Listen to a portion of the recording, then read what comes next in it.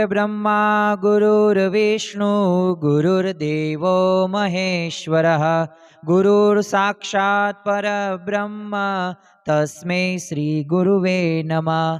कृपा करो मुझ ऊपरे सुख निधि सहजानंद गुण तमारा गाववा बुद्धि आपजो सुख कंद गुण तमारा गाववा बुद्धि आपजो सुख कंद। श्री स्वामिनारायण भगवाननी जय। सियावर रामचंद्र भगवाननी जय। प्रगट गुरु हरि महंत स्वामी महाराजनी जय। सूरत अक्षरधाम महोत्सवनी जय। दरेक दिव्य हरिभक्तों ने गुरु पूर्णिमाना भाव भर्या स्नेह भर्या जय स्वामी नारायण। આપણે સર્વ કોઈના મનની અંદર સવારથી લઈને સાંજ સુધી એક જ તે મનમાં ઈચ્છા થતી હશે કે મારે ગુરુનું પૂજન કરવું છે, મારે ગુરુને રાજી કરવા છે અને સાચી રીતે અને ખરી રીતે ગુરુ પૂર્ણિમા ઉજવવી છે। તો આજે પ્રગટ ગુરુ હરિ મહંત સ્વામી મહારાજે સારંગપુરની અંદર આશીર્વચનની અંદર કહ્યું કે જેમ આપણા શરીરની અંદર જે મહત્વ હૃદયનું છે ને એટલું મહત્વ છે ને આપણા ગુરુનું છે। અને મહંત સ્વામી મહારાજ જ્યારે આ બોલ્યા ને ત્યારે પાછો એક પ્રશ્નાર્થ વાક્ય અને હાથનું લટકું કરતા પણ કહ્યું કે સમજાઈ ગયું? તો જો ગુરુ થકી જ છે સુખ શાંતિ અને મુક્તિને પામીએ છીએ અને આવું બળ આપનારા આપણા ગુણાતીત ગુરુ મળ્યા છે, તેથી કોઈ મોટી વાત નથી। મહંત સ્વામી મહારાજે એ પણ જણાવ્યું, જો આજે આપણે મહંત સ્વામી મહારાજે આપેલા એ જે નિર્દોષ બુદ્ધિના 4 સ્તંભ છે ને એની વાત કરતા પૂર્વે આ વાત શા માટે કરીએ છીએ? કારણ કે આજનો આ પવિત્ર દિવસ છે ને આ દિવસે આપણે મહંત સ્વામી મહારાજનું ગુરુ પૂજન કરવું છે। મહંત સ્વામી મહારાજે આગળ આશીર્વચનની અંદર કહ્યું કે શાસ્ત્રીજી મહારાજ, યોગીજી મહારાજ, પ્રમુખ સ્વામી મહારાજ ભગવાનનું સ્વરૂપ હતા અને એમણે આપણી દરેક રીતે સંભાળ રાખીશ અને અત્યારે પણ આપણને સંભાળી રહ્યા છે। અને પ્રમુખ સ્વામી મહારાજ પણ તમે જો કે પોતે આપણા સર્વ કોઈના જીવન સામે જોઈએ ને ત્યારે આપણને ખ્યાલ આવે કે પ્રમુખ સ્વામી મહારાજનું કેટલું યોગદાન હતું। મહંત સ્વામી મહારાજે સાથે સાથે એમ પણ કહ્યું આશીર્વચનની અંદર કે યોગી બાપા ગુરુ પૂજન માટે કહેતા કે ગુરુમાં આપણે નિર્દોષ બુદ્ધિ રહીને એ જ ગુરુ પૂજન અને ગુરુની આજ્ઞામાં રહ્યા એ ગુરુ પૂજન, એ આજ્ઞા મુખ્ય કહેવાય। તો જો એ રીતે આપણે ગુરુ પૂજન કરવાનું બળ મળે ને એવી પ્રાર્થના। અને પાછું મહંત સ્વામી મહારાજે જો લૌકિક આપણી જે ઈચ્છાઓ છે ને એને અનુસંધાનમાં પણ મહંત સ્વામી મહારાજે કહ્યું કે તમામ હરિભક્તોના દેશકાળ સારા રહે ને એવી પ્રાર્થના અને બધાય તને મને ધને બધાય સુખી થાય અને ભક્તિ સત્સંગ વધે ને એ જ આશીર્વાદ છે।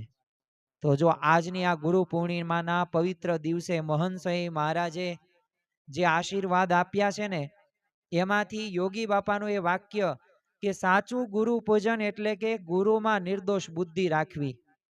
ઉત્તર ગુજરાતની બાય હરિભક્તોમાં ડાંગરવાના જતનભાઈ આવ્યા ને જ્યારે સારંગપુરની અંદર રાઠોડ ધાંધલને ત્યાં એ પુષ્પ દોલોત્સવનો એ સમયો કર્યો ને ત્યારે ભગવા માગવાનું કીધેલું, ત્યારે તમે જુઓ કે એ ઉત્તર ગુજરાતની બાય હરિભક્તો મહારાજને શું કહે છે? મહાબળવંત માયા તમારી જેણે આવરિયા નર નારી એવું વરદાન દીજીએ આપ એહ માયા અમને ન વ્યાપે। પણ કેટલી તે તમે ભક્ત ચિંતામણી ગ્રંથની અંદર સદગુરુ નિષ્કુળાનંદ સ્વામીએ આ પ્રાર્થના લખેલી છે, પણ એનું મારે જે કહેવું છે ને એ વાત કઈ છે કે છેલ્લે મહારાજે એક વાક્યની અંદર એક ઓલ ઇન વન સમાધાન આપી દીધું। અને જાણો છો એ ઓલ ઇન વન સમાધાન કયું હતું?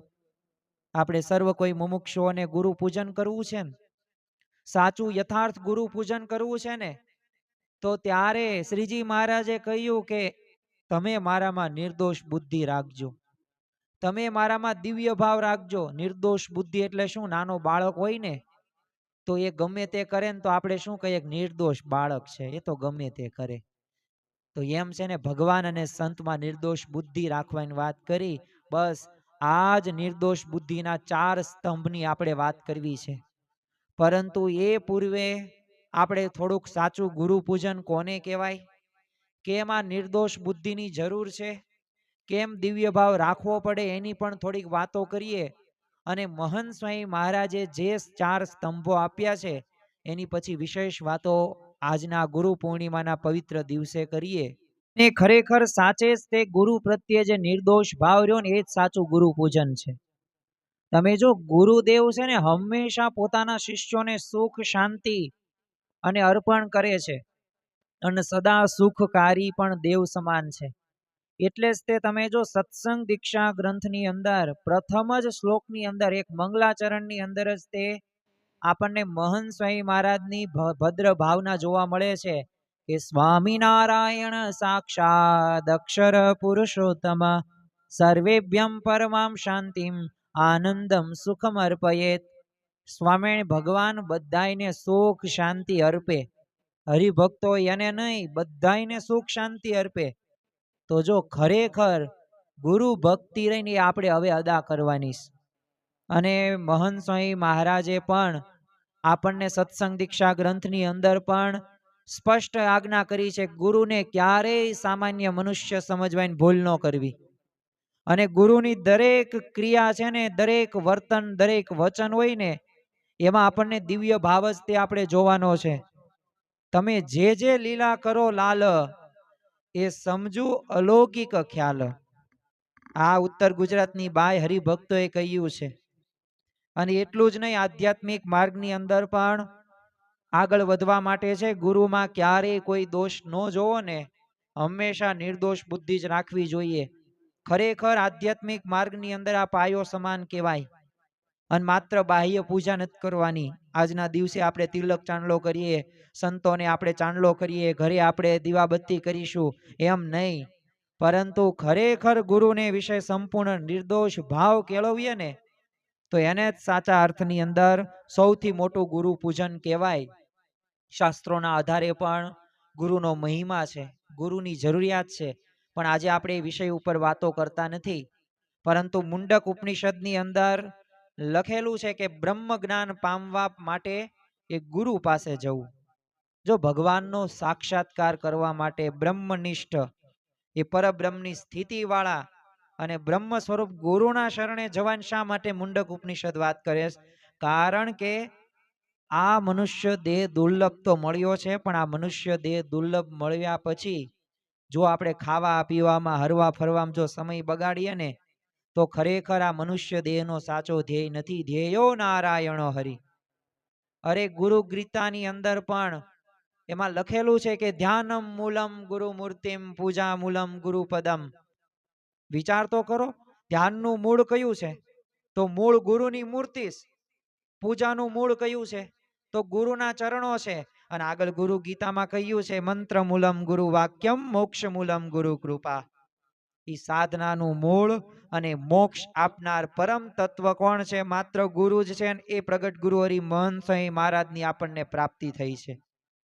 તમે જો માનવ જીવનની અંદર સાચું સુખ મેળવવાનો માર્ગ એ સિદ્ધ છે ને ગુરુના માર્ગદર્શનથી એકદમ સીધો બની જાય છે.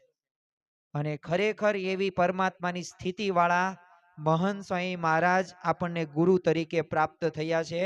આ બહુ મોટા આનંદની વાત કહેવાય. પણ તમે જો કે એક બાહ્ય પૂજન અને એક આંતરિક ગુરુ પૂજન વચ્ચે પણ એક ભેદ જોવા મળે છે. મહંત સ્વામી મહારાજ જ્યારે સુરત પધાર્યા ને ત્યારે અક્ષરધામની ભૂમિ ઉપર ભક્તો એમની છે ને દિવ્ય પૂજા કરી હતી. આમ તો પ્રત્યક્ષ પુરુષોત્તમ સ્વરૂપ ગુરુહરિ મહંત સ્વામી મહારાજની છે ને 1600 એ ઉપચાર દ્વારા મહાપૂજામાં પૂજન વિધિ કરવામાં આવેલી ને એવું આયોજન કરવામાં આવેલું. આપણે તે દરરોજ ઘરે આપણી નિત્ય પૂજામાં પણ એ પૂજ્ય ગુરુદેવનું ભાવપૂર્વક આપણે પૂજન કરતા જ હોઈએ છીએ. પણ આ બાહ્ય પૂજન છે જે ભવ્ય છે જ તે. પણ આંતરિક ગુરુ પૂજનનું પણ રહસ્ય રહ્યું ને એ આપણે સર્વ કોઈએ સમજવું પડશે. જો ગુરુ પૂર્ણિમા નિમિત્તે આપણે એ સમજવાનું છે કે સાચી ગુરુ ભક્તિ અને સાચું આંતરિક ગુરુ પૂજન ખરેખર કોને કહેવાય. યોગીજી મહારાજ કહેતા, હમણાં આપણે વાત કરી મહંત સ્વામી મહારાજના આશીર્વાદ વાંચ્યા ને, એમાં શું આવ્યું? મહંત સ્વામી મહારાજ આજના દિવસે સારંગપુરની અંદર એ કહ્યું કે ગુરુની આજ્ઞાનું પાલન કરવું. અને ગુરુમાં નિર્દોષ બુદ્ધિ રાખવું ને એ જ સાચું ગુરુ પૂજન છે, એ જ સૌથી મોટી પૂજા છે. તો આપણે નિર્દોષ ભાવ રાખવાનો છે. અને આ શબ્દો માત્ર બોલવા ખાતર નહોતા, પરંતુ એમની જો પોતાની એક જીવન એક ભાવના હતી. યોગીજી મહારાજનો પણ જો શાસ્ત્રીજી મહારાજ પ્રત્યેનો નિર્દોષ ભાવની વાત કરીએ, આજે આપણે મુખ્ય તો જે સમજવાનું છે ને એ મહંત સ્વામી મહારાજે જે નિર્દોષ બુદ્ધિના 4 સ્તંભ આપ્યા છે ને એની વાત કરવી છે. પરંતુ આપણા જીવનમાં નિર્દોષ બુદ્ધિના નિર્દોષ ભાવ કેટલો જરૂરી છે ને એનું તો પેલા મહત્વ જાણવું પડશે ને. ગુણાતીતાનંદ સ્વામી પહેલા જ પ્રકરણની પહેલી વાતમાં કહ્યું છે ને કે મહિમા જેવું બીજું કોઈ મોટું સાધન નથી. એટલે આ નિર્દોષ ભાવનો આપણે મહિમા તો પ્રથમ જાણીએ અને પછી એ 4 સ્તંભ સમજી શકીએ કે એમાં શું સમજવાનું છે. આજના દિવસે આપણે સર્વ કોઈને ગુણાતીત સત્પુરુષને રાજી કરવા છે, મહંત સ્વામીને રાજી કરવા છે, સાચું ગુરુ પૂજન કરવું છે. યોગીજી મહારાજને એમના ગુરુ શાસ્ત્રીજી મહારાજમાં જો હંમેશા પૂર્ણ દિવ્ય ભાવ, પૂર્ણ નિર્દોષ ભાવ રહેતો. આપણે એક પ્રસંગની વાત કરીએ તો શાસ્ત્રીજી મહારાજે છે ને અચાનક યોગીજી મહારાજને છે ને ગોંડલથી સારંગપુર બોલાવ્યા. જ્યારે પહોંચ્યા ને ત્યારે તરત તે બોલો પાછા જવાનું કીધું કે અહીંયા નથી રહેવાનું, પાછા વહી જાઓ. બોલાવ્યા કોને? શાસ્ત્રીજી મહારાજે. ક્યાં બોલાવ્યા? સાળંગપુર. કોને બોલાવ્યા? યોગીજી મહારાજને. અને આવ્યા અને શું કીધું કે જાઓ પાછા વહી જાઓ. કેમ આવ્યા છો, પાછા જતા રહો. બોલો આવું સાંભળવા છતાંય તે બોલો યોગીજી મહારાજ સહેજ પણ ઉદાસ થતા નથી. બોલો વગર સ્મિત ભર્યા એ મુખાર વિંદે પોતે તરત પાછા ફરી ગયા. છે આપણામાં આવો નિર્દોષ ભાવ? આપણને તો એક આશીર્વાદ આપ્યા હોય અને એ ન થયું હોય ને આ ગુરુ ખોટા છે. આપણે તો શું ચમત્કારો થાય, આપણા કામો પૂરા થાય, આપણને વીઆઈપી પાસ મળે, આપણને સંતો ભક્તો પહેલી લાઈનમાં બેસાડે, આપણી આગતા સ્વાગતા થાય, આપણી વાહ થાય, આપણું નામ પહેલા બોલાય એટલે આપણને ગમે. બોલો બધાયનો અવગુણ આવી જાય. સ્વામિનારાયણ ભગવાનનો અવગુણ આવી જાય ઘણી વખત. તો જો સમજવામાં તો કંઈક તો આપણે ભૂલ કરી રહ્યા છે. જો અનંત જન્મોથી અજ્ઞાનમાં આ જીવ ભરેલો છે. આ જન્મે આ જ્ઞાન રૂપી પ્રકાશથી આપણો આ જીવરો ને પ્રગટાવવાનો છે અને આત્માને એવો જગાડવાનો છે ને કે આપણને ભગવાન સુધી પહોંચાડે. બીજો એક પ્રસંગ જોઈએ. જેતલસર સ્ટેશન ઉપર નિર્ગુણ સ્વામી કહેતા કે ડબ્બો પ્લેટફોર્મ પર છે. જ્યારે શાસ્ત્રીજી મહારાજ સામે છે ને પોતે યાર્ડમાં પોતે ચાલવા લાગ્યા. યોગીજી મહારાજ તો દલીલ કર્યા વિના બોલો શાસ્ત્રીમાંથી પાછળ ગયા અને કીધું કે શાસ્ત્રીજી મહારાજ જે કરે ને એમાં કોઈ શંકા નહીં કરવાની. અને પાછળથી ખબર પડી કે શાસ્ત્રીજી મહારાજ માટે યાર્ડમાં છે ને સ્પેશિયલ ડબ્બો મૂકવામાં આવેલો હતો. તો જો ગુરુમાં શ્રદ્ધા ક્યારેય વ્યર્થ જતી નથી. પણ આ પ્રકારની તૈયારી છે આપણી.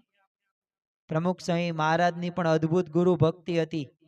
ઘણા પ્રસંગો છે આજના દિવસે કહેવા, પણ આપણે અલ્પ એવા થોડાક પ્રસંગોથી આપણે આચમન કરીએ અને એમાં પ્રેરણા લઈએ, સમયનો બગાડ ન કરીએ. તમે જો શિષ્યમાંથી બન્યા ગુરુ, કારણ કે ગુરુ પરંપરાની અંદર દરેક ગુરુ પહેલા એક કોણ હતા? એક આદર્શ શિષ્ય હતા અને એમને પોતાના ગુરુને નિર્દોષ ભાવથી રાજી કર્યા છે. સરદારગઢમાં કાર્યક્રમની અંદર છે ને વિરોધીઓએ વિઘ્ન ઊભું કર્યું, જેથી યોગીજી મહારાજને કાર્યક્રમ પડતો મૂકીને પાછું ફરવું પડ્યું. હવે આમ તો કોઈ પણ આયોજન થાય ને એટલે યોગીજી મહારાજને પ્રમુખ સ્વામી મહારાજ એ બધી ચર્ચા ગોષ્ઠી કરે કે જવું કે ન જવું, કારણ કે એ સમયની અંદર વિરોધ તો હતો જ. તે દ્વેષીઓ તો હોય જ. તે ગામ હોય ના ખાલી જગ્યા હોય એમ એ પ્રકારની પરિસ્થિતિ તો સદા કાળથી સ્વામિનારાયણ ભગવાનના વખતથી હાલ્યું આવે છે આ બધું. પણ જો ગુરુનું અપમાન જોઈને એ ખરેખર હરિભક્તો છે ને ગુસ્સામાં આવી ગયા અને યોગીજી મહારાજને પૂછવા ગયા કે આ કાર્યક્રમ ગોઠવો કોને? બધા મહોડી બધા હરિભક્તો હતા ને એમણે યોગીજી મહારાજે કીધું કે આ બધું ગોઠવું કોને? યોગીજી મહારાજે હરિભક્તોના આક્રોશ વચ્ચે છે ને તરત આંગળી ચીન નાખી કે આ પ્રમુખ સ્વામી રહ્યા ને એને બધો કાર્યક્રમ ગોઠવો છે. હવે એમને તો કઈ પૂછ્યું નહોતું અને એમની કઈ જાણે નહોતી. બોલો નિર્દોષ હતા. તોય તે બોલો પ્રમુખ સ્વામી મહારાજ એક પણ શબ્દ બોલ્યા વગર એમના સ્થિર ઉભા રહ્યા. ઓલા હરિભક્તોનો જેટલો ગુસ્સો હતો ને બધું પ્રમુખ સ્વામી મહારાજ ઉપર એ ઉતર્યો. બે હાથ જોડીને બોલો ચૂપચાપ એક જ વાક્ય બોલ્યા, મારી ભૂલ થઈ ગઈ, હું હેને બીજી વખત ધ્યાન રાખીશ. પોતાનો કોઈ વાંક ન હોવા છતાં પણ જો પ્રમુખ સ્વામી એક પણ શબ્દનો બચાવ એમને કર્યો નથી. અને આપણે તો ઘરની અંદર ભૂલ કેટલી હોય, એક આપણને તક મળે ને તો સામે ઝાપટી દઈએ કે એના લીધે હું આટલો ગુસ્સો થયો મારામાં. આપણે એટલા શાંત રહી શકતા નથી.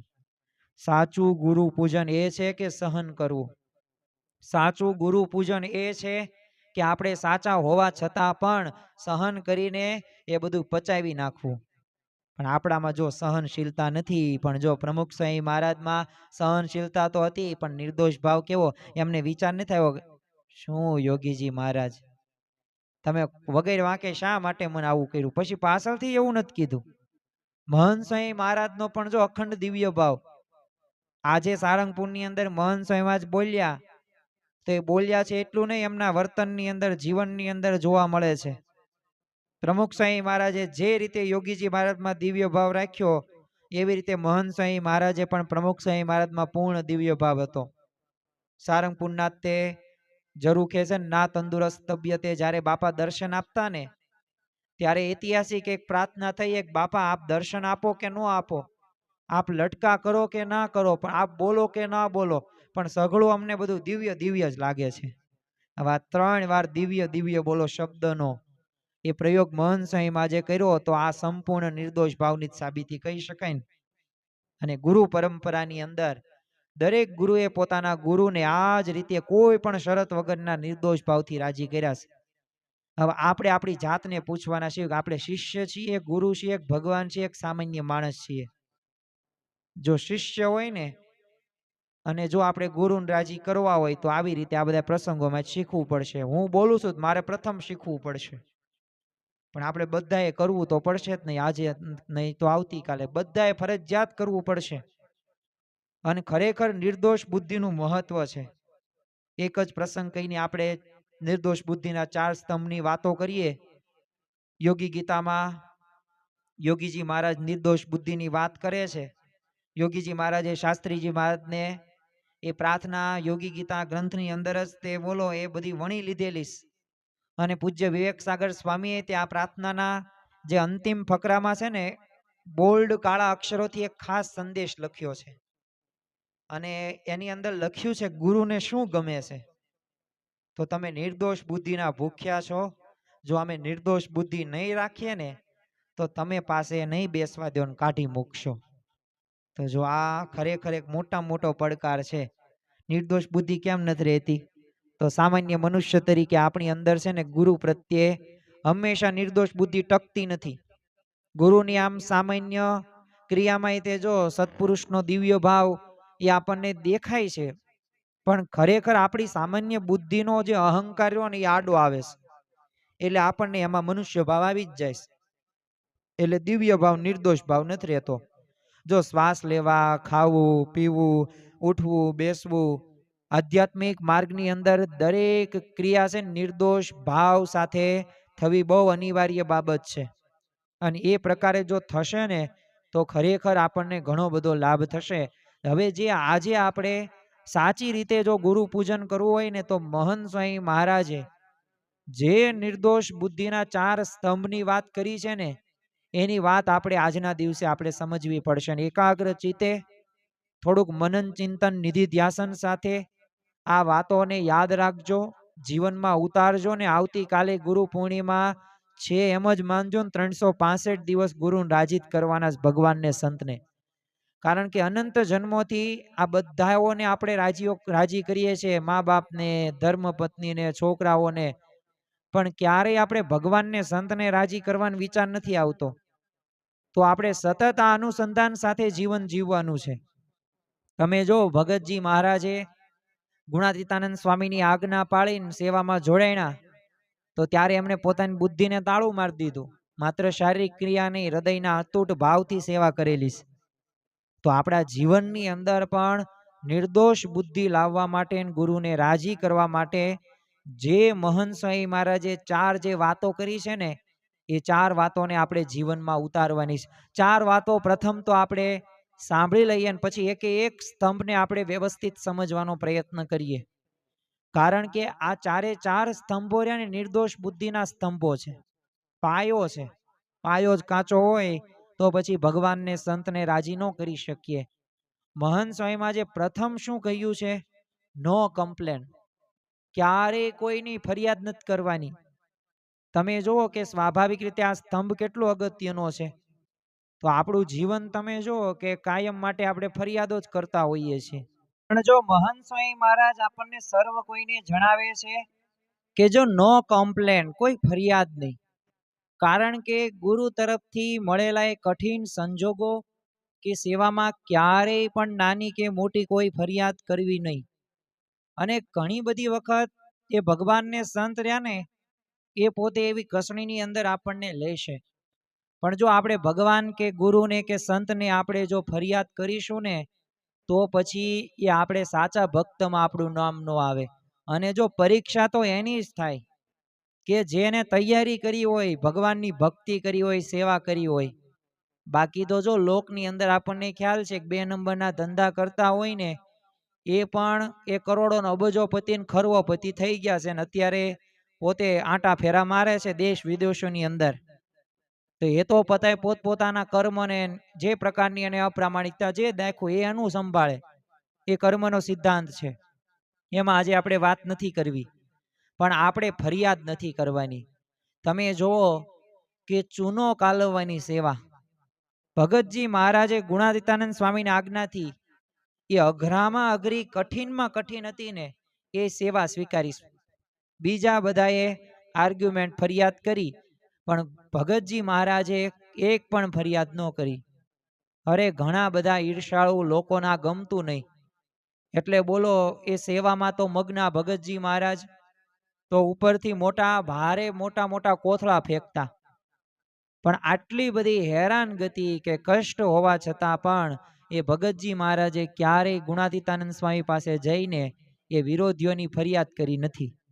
દરેકને બ્રહ્મની મૂર્તિ દેખતા ત્યારે પોતે અખંડ એ આનંદમાં પોતે વર્તી શકતા. જ્યારે ગુણાતીતાનંદ સ્વામીએ જ્યારે વિશાળ ચંદની સીવવાની આજ્ઞા કરી તો ત્યારે ભગતજી મહારાજે બોલો એકલા હાથે એ સીવી દીધી ને આર્થિક ફંડ પણ જાતે જ ઉઘરાયું. તો અઘરામાં અઘરી આજ્ઞા થઈને તો પણ સ્વીકારી એમને. ક્યારે એમને મનુષ્ય ભાવ નથી લાવેલા. આ તો ફંડ ક્યાંથી લાવવું, બીજા દરજી આપો, આવી કોઈ કમ્પ્લેન નથી કરી. અને એના બદલે બસ ગુરુના વચનને યાદ કરીને એમાં જ આનંદ પોતે માન્યો છે.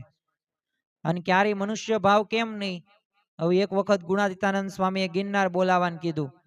ભગતજી મહારાજ જાય બોલાવા. કોઈકે કીધું કે આજ્ઞા રહીને થોડીક બુદ્ધિનો વિચાર કરીને વાપર કરાય, એમના આજ્ઞાનું પાલન ન કરાય. ત્યારે ભગતજી મહારાજે શું કીધું કે જો હું ગિરનારને કહીશ એને આવવું હોય તો આવે, નગર કાંઈ વાંધો નહીં, હું તો ગુણાતીતાનંદ સ્વામીને જ મારે રાજી કરવાશ. જો એમને એક જ સિદ્ધાંત રાખ્યો હતો. કયો સિદ્ધાંત? કે જેમ ગુણાતીતાનંદ સ્વામી જેમ કહેશે ને એમ મારે કરવું છે. એટલે ગુણાતીતાનંદ સ્વામીની જીભ વળીને એમ ભગતજી મહારાજનો દેહ વળ્યો. ત્યારે પોતે બ્રાહ્મી સ્થિતિને એ પ્રાપ્ત કરી શક્યા છે. બીજો મહંત સ્વામી મહારાજ સ્તંભ કયો કહે છે કે નો આર્ગ્યુમેન્ટ, એટલે ગુરુના વચનમાં કોઈ તર્ક કે દલીલ નહીં કરવાની. આપણે ઘણી બધી વખત તર્ક દલીલ કરીએ છીએ. શા માટે? આપણને એવું લાગે કે હું ભણેલો ગણેલો, મને બધી ખબર પડે છે. પણ ખરેખર જો ગુરુના વચન કે આજ્ઞામાં ક્યારેય એ તર્ક નથી લગાડવાનો. પોતાની બુદ્ધિનો ડોળ ક્યારેય પ્રદર્શિત નથી કરવાનો. નડિયાદમાં મહંત સ્વામી મહારાજ અને યોગીજી મહારાજ એક સાથે નાસ્તો કરવા માટે બિરાજમાન થયા હતા. તો પીરસનારના હાથમાં છે ને પત્તર વેલિયા જોઈને મહંત સ્વામી મહારાજને મનમાં થયું કે આજે પત્તર વેલિયા સારા છે ને આખો દિવસ મુસાફરી કરવાની તો જમી લઉં. આમ તો પહેલાના સમયની અંદર તો આપણને પણ ખ્યાલ છે નાણા દાણા પાણા માણા કોઈની સગવડતા એટલી બધી સારી નહોતી. એટલે આખો દિવસ વિચરણ કરવાનું થાય એટલે સવારે ભરપેટ નાસ્તો કરી લે.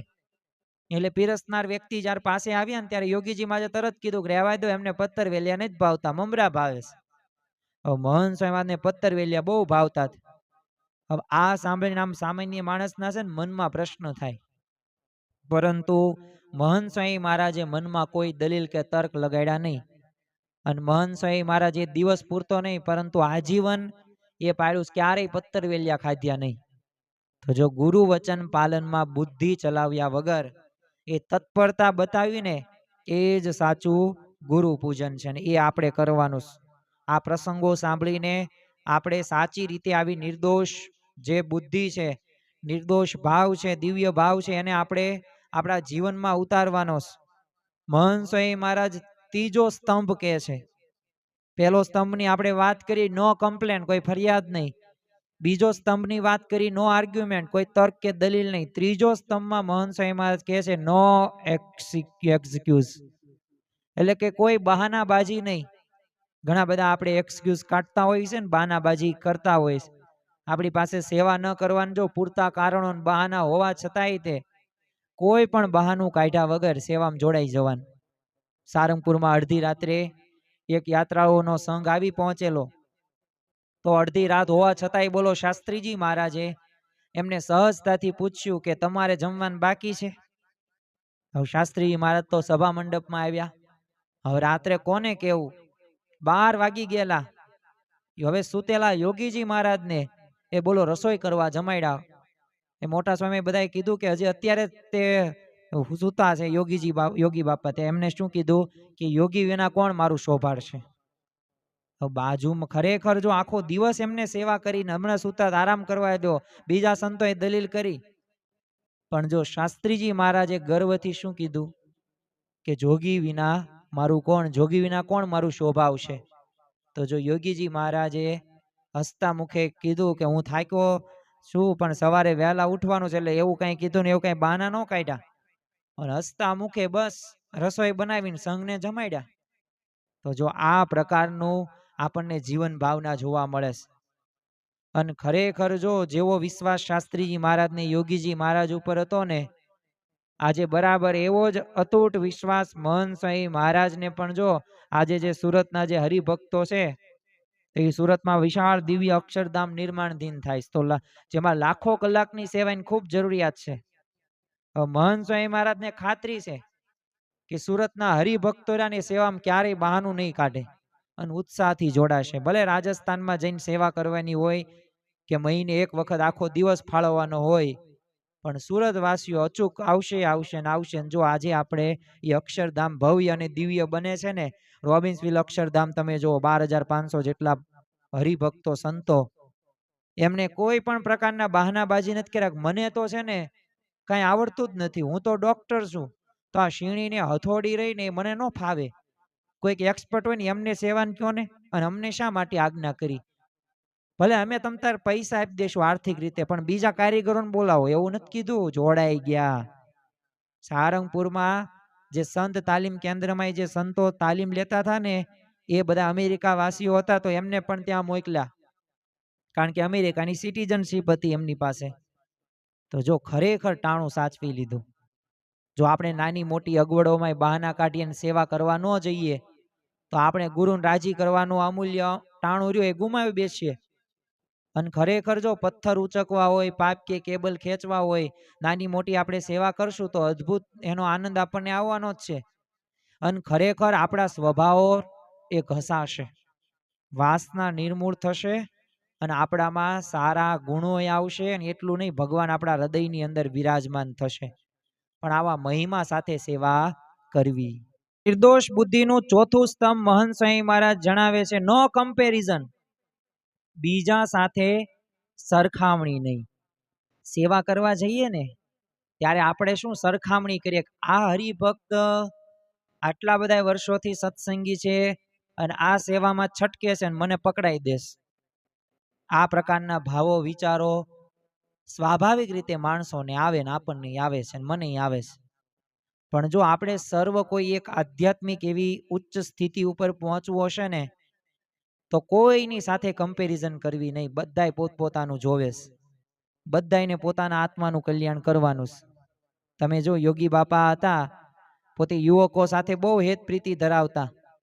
તો આમ તો અત્યારે ડોક્ટર સ્વામી પૂજ્ય સદગુરુ સંત એ પોતે યુવકની અંદર યોગી બાપાનો સમાગમ કરવા જાય ને, ત્યારે એમને એક સેવા સોંપવામાં આવતી કે તમારે બધાને છે ને વહેલા ઉઠાડવાના, બધા યુવકોને. વેકેશનનો સમયગાળો એટલે બધાને ઊંઘ તો બધાને આવે જ તે, અને જાગવામાં બધાને પ્રશ્નો હોય. એટલે ઘરે ઘરે આ પ્રશ્ન જોવા આપણને મળતા હોય, તો ત્યાંય મળે જ તે હવે કોઈ જાગે નહીં. એટલે છે ને આ ડોક્ટર સ્વામી એ યુવકમાં હતા. યોગી બાપાને ફરિયાદ કરી કે બાપા કોઈ જાગતા જ નથી. તો યોગી બાપા કે ઓહો ગુરુ એમ ન બોલાય. તો ડોક્ટર સ્વામી કે કેમ એમ નહીં? એ કે ગુરુ એ બધા તે છે ને સાધના કરીને આવ્યા હોય અને આપણે સાધના કરવાની બાકી રહી ગઈ, એટલે એ બધાય ભલે સૂતા હોય, આપણે પ્રયત્ન કરવાની, સેવા કરવાની, પણ અવગુણ નહીં ગાવાનો. જો કેવો વિચાર! તો ખરેખર જો જ્યારે આપણે કોઈ પણ સેવામાં જોડાવાનું હોય ને ત્યારે આપણે ઘણીવાર બીજા સાથે આ બધી સરખામણીઓ કરીએ છીએ. સેવામાં સૌથી મોટો શત્રુ આ છે, કમ્પેરિઝન. શાસ્ત્રીજી મહારાજે સારંગપુરમાં જો ચુનાઈને સેવાની આજ્ઞા કરી, તો જ્યાં સુધી શાસ્ત્રીજી મહારાજ બેઠા હતા તો ત્યાં સુધી બધા જોડાયણા. જેવા જ્ઞાન તો લોકો પણ જતા ગયા. તો વિચાર કરો, પ્રમુખ સ્વામી મહારાજે વિચાર્યું નહીં બીજા ગયા તો હું પણ જતો રહું. એમણે બસ સરખામણી વિના ઘરધણી બનીને એકલા સેવા કરી. આ પ્રકારે સેવા કરવી. યોગીજી મહારાજે જો મહંત સ્વામી મહારાજની આજ્ઞા કરી ગોંડલની અંદર કે લીમડાના પાન નીચે પડે ને તો તરત વીણી લેજો. તો બપોરે અન્ય બધા લોકો આરામ કરતા, તો પણ છતાંય મહંત સ્વામી મહારાજ તો બોલો બીજા સાથે સરખામણી ન કરી, સતત જેટલા પણ પાંદડાઓ પડે વીણે, પછી કચરા પેટીમાં નાખે અને એ કઈ પડવા જ ને એવી રીતના ન દે. તો જો આપણે હોઈએ શું વિચારીએ, અડધો કલાક પડવા દો ને પછી એક સાથે ભેગા કરશું. પરંતુ પાન પડે ને તરત ઉઠાવવું, આ જ ગુરુ વચનના અદ્ધર જીલ્યાની નિશાની છે, અને એ મહંત સ્વામીમાં જે કરેલું. અને છેલ્લે બે વાત કહીને પૂરું કરીએ કે ખરેખર આજનો આ ગુરુ પૂર્ણિમાનો પવિત્ર દિવસ છે. આખા દિવસ દરમિયાન આપણે ઘણા બધા પ્રવચનો, કથા વાર્તા સાંભળી હશે, પણ સાચું ગુરુ પૂજન એ જ છે કે સેવામાં નિર્દોષ બુદ્ધિ રાખીએ. મંડળમાં એટલા બધા હરિભક્તો સેવામાં નથી જતા, તો મારે શા માટે જવાનું? આવો વિચાર નહીં કરવાનો. મારે ગુરુ પૂજન કરવું છે એટલે મારે જવાનું છે, બસ આવો દ્રઢ સંકલ્પ રાખવાનો. આજ્ઞા પાલન હોય, અમુક વખત શારીરિક સેવા હોય, તો એ કેવી છે? આજ્ઞા પાલન છે. અંતરનો ઉત્સાહ કોઈ દિવસ મોળો પડવો પડે નહીં. આપણે આપણું આત્માનું કલ્યાણ કરવું, બીજા કરે કે ન કરે એ બીજા બધું ભગવાનને સંત જાણે. અને એક નિર્દોષ ભાવ માનસિક શુદ્ધિ માટે જરૂરી છે. કારણ કે યોગીજી મારે ચેતવણી આપી છે, જો સાથે વાળાનો અવગુણ લઈશું ને તો કરેલી સેવા બધી બળી જશે, એટલે એનું ફળ આપણને પ્રાપ્ત થશે નહીં. તો સાચું ગુરુ પૂજન એટલે શું? તો બીજું આજ આખો દિવસ દરમિયાન કાંઈ યાદ રહ્યું હોય કે ન રહ્યું હોય, પણ 4 મુદ્દા યાદ રાખવા કે ગુરુની આજ્ઞાનું પાલન કરવું, કોઈની સાથે સરખામણી ન કરવી, કોઈનો અવગુણ ન લેવો, અને પૂર્ણ નિર્દોષ ભાવથી માત્ર ને ગુરુને જ રાજી કરવા. તો ખરેખર જે વ્યક્તિ કોઈની પણ સરખામણી કર્યા વિના જો સેવામાં જોડાશે તો મહંત સ્વામી જ આશીર્વાદ આપે છે. હું નથી બોલતો કે આ લોક ને પરલોક એમ બંનેમાં સંપૂર્ણ સુખી થશે. અને જ્યારે આપણે આ ભાવથી સેવા કરશું ત્યારે જ ખરા અર્થની અંદર એ ગુરુનું સાચું પૂજન પણ એ કહેવાશે. તો આજના પવિત્ર દિવસે ભગવાન સ્વામિનારાયણ ગુરુ હરિ પ્રમુખ સ્વામી મહારાજ, મહંત સ્વામી મહારાજના ચરણોની અંદર આપણે પ્રાર્થના કરીએ કે ગુરુએ આપણને સાચા ગુરુ પૂજનની જે અદ્ભુત રીત બતાવી છે કે આજ્ઞા એ જ ગુરુ પૂજન. તો આ આજ્ઞા પાળવી પૂરતી નથી, પરંતુ એ આજ્ઞા પાળવાની અંદર સંપૂર્ણ નિર્દોષ ભાવ રાખીને સેવા કરીએ એ જ અંતિમ ગુરુ પૂજન છે. તો આ બધી દિવ્ય વાતો માત્ર સાંભળવા પૂરતી નથી, પરંતુ આપણા સૌના જીવનની અંદર અમલમાં મુકાવી પડે, ચરિતાર્થ થવી પડે, તો જ આ વાતોમાંથી બધું ફળ પ્રાપ્ત થાય છે. બાકી તો સમયનો બગાડ કહેવાય. તો આપણે ગુરુનું આ રીતે સાચું ગુરુ પૂજન કરવાનું છે. તેવી અખોટ શક્તિ, બળ, બુદ્ધિ અને શક્તિ એ મહારાજ સ્વામી આજના દિવસે આપે, એ જ આજના દિવસે પ્રાર્થના. શ્રી સ્વામિનારાયણ ભગવાનની જય.